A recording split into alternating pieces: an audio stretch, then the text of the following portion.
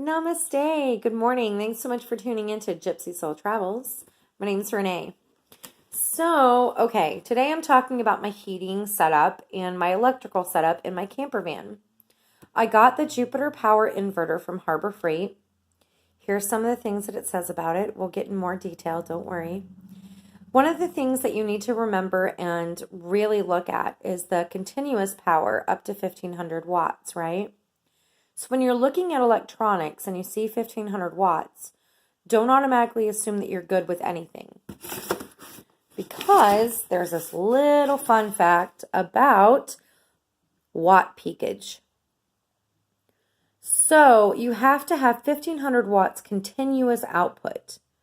Otherwise, it's like a car that doesn't get enough power and it won't turn over. Or it'll go wah, wah. And battery packs actually shoot off this crazy alarm noise. And it says error, error. I've had a lot of trial and error with the power packs and with the converters and all of that. This is the first time I did the inverter at this wattage with this stuff, and it works.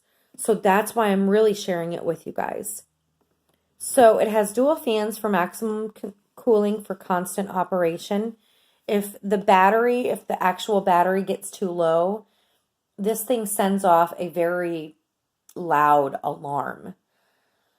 So if you're going to stay somewhere for the night and you've been using your battery pretty regularly, you want to make sure that you check your battery voltage, because what you don't want is in the middle of the night, that little thing over there going off like crazy because your battery's low.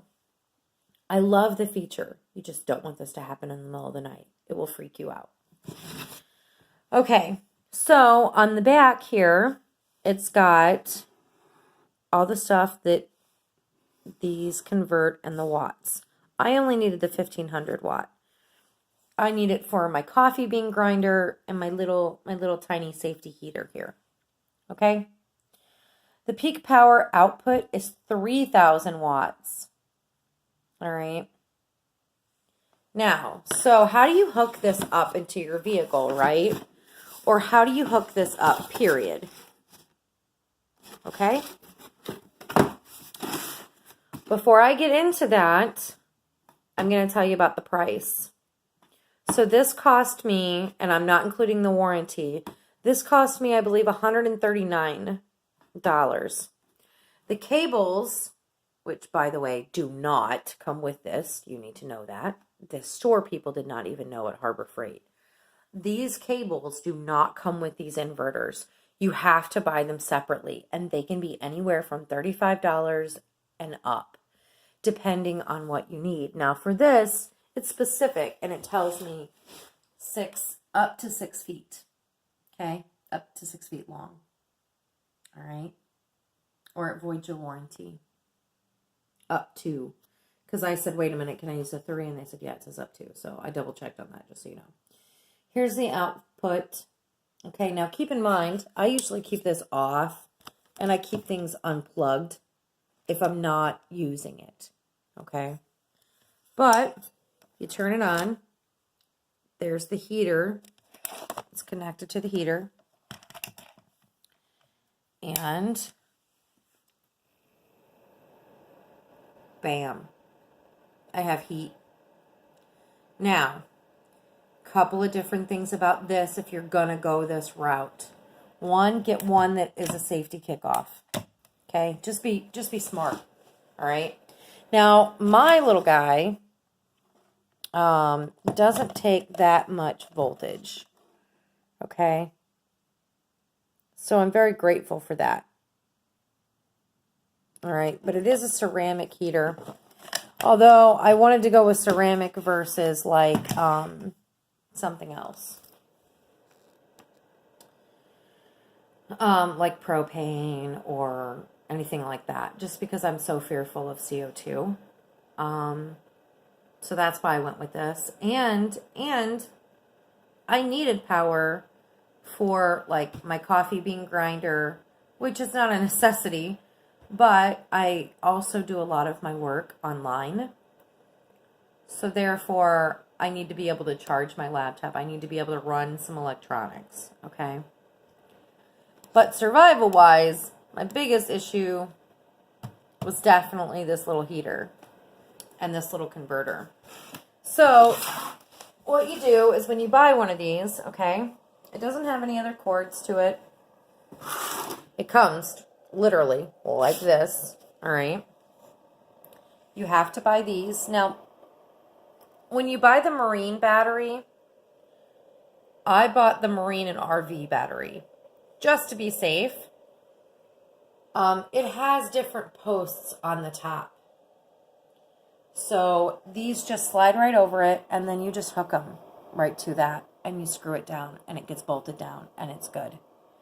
And then you also have like little holes here where you can bolt this down as well, so it's not moving.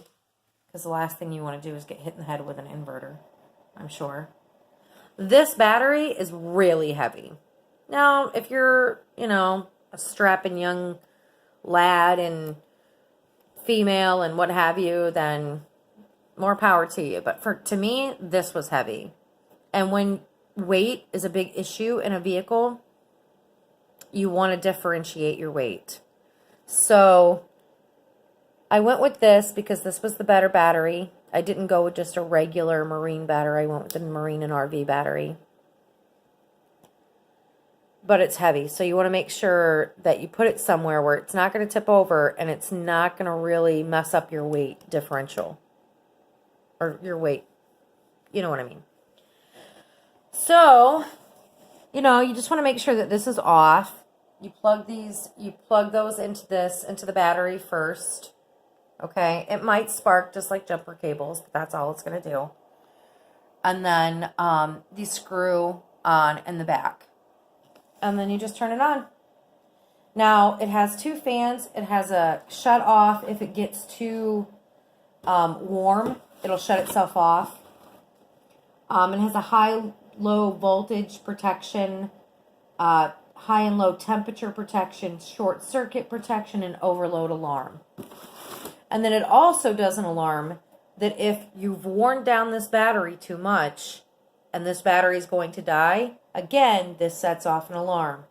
So make sure you keep an eye on this. And you're like, well, why if it doesn't alarm? Because if you're converting your van or your truck or camper van or truck camper, whatever, if this battery is getting low and you don't know, and you're sleeping in the middle of the night, guess what's going to happen? This little handy-dandy thing is going to do its job, right?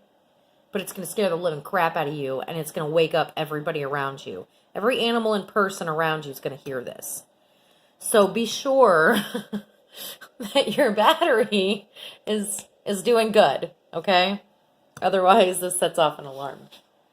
And it hasn't happened to me, but I saw it on a video, and I was like, okay, duly noted. But, so now that I showed you guys how the heater works, let's show you some other products that I'm going to be using. By the way, nobody's paying me anything. This is literally just in regards to this review. This is literally just my own experience. And I had such a hard time. I wanted to share this. I was like, oh my gosh, there's other people out there like me that want to do this and they don't know how to do it. I need to share this. So, yeah, that's why I'm sharing it. All right. Now, again, I don't have anything plugged in when I'm not utilizing this, okay? The only other thing that I would say about the heater is that if you're going to have a heater like this, check your plastic. Because, yeah, it does have a safety thing that if it tips over, it shuts itself off. Even just a little bit. That's what that thing on the bottom's for, right? And a lot of heaters have that. But here's my problem.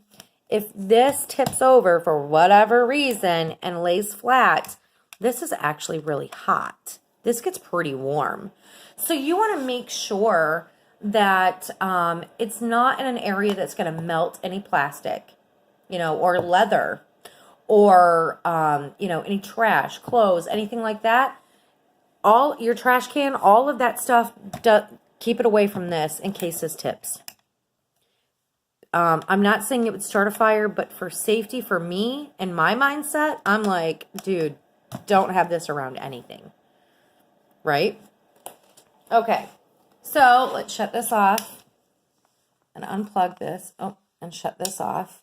I'm very careful about shutting things off before I unplug them with this inverter, just because I just, that's just a safety thing, So, okay. Let's see here. Okay, so now I have my grinder. Yay, this is a Mr. Coffee grinder. We turn the inverter on. You see this turns on, right, immediately. This is going to be loud because I want to show you that it will work it. Maybe. Oh, was my thing not on there?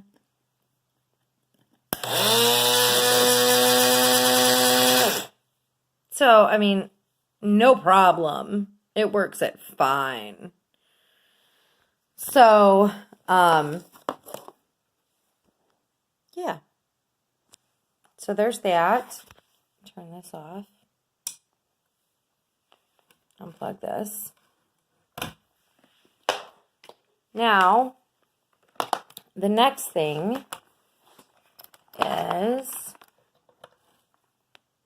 hold on, I'm going to set you down for a second. The next thing is my flat iron. Now, obviously, be smart with where you put your stuff. I mean, don't make bad decisions. But look at it turns on, and then I'm like, will it go all the way up? And look at that, it does. And the reason it does is because when you look at the wattage on this, it's a lot less. And as you can see, it's heating it up.